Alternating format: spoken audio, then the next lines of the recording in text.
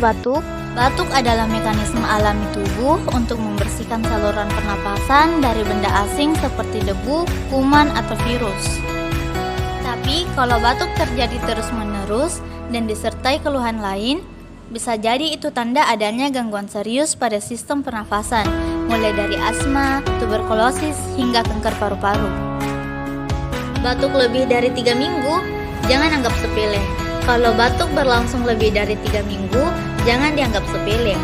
Ini bisa menjadi tanda penyakit serius seperti TBC atau bronkitis kronis. Penyebab batuk.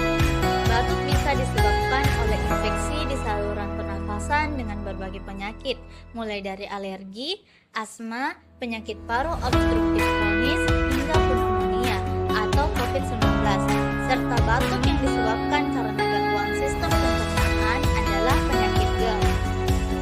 Faktor risiko batuk. Selain infeksi, batuk juga bisa dipicu oleh kebiasaan merokok, obesitas, hipertensi, hingga gangguan irama jantung. Tahukah kamu, merokok dapat menyebabkan iritasi kronis pada saluran pernafasan, menghasilkan lendir berlagi, dan dalam jangka panjang menyebabkan batuk kronis, bahkan penyakit paru obstruktif kronis. Gejala batuk. Gejala batuk bisa berbeda-beda. Ada yang batuk berdahak, batuk kering, sesak napas, hidung tersumbat, hingga dada terasa sesak. Jika batuk disertai gejala berat seperti dahak berdarah, nyeri dada, atau demam tinggi, segera periksakan ke dokter.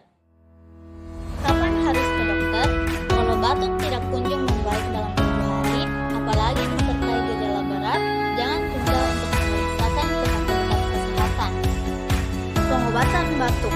Penanganan batuk bisa dilakukan mandiri di rumah, seperti memperbanyak minum air putih, mengonsumsi madu, menggunakan obat batuk sesuai jenis, atau berkumur air garam.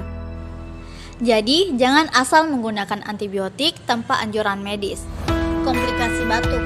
Kalau tidak ditangani dengan baik, batuk bisa menyebabkan komplikasi seperti kelelahan, sulit tidur, pingsan, bahkan patah tulang rusuk.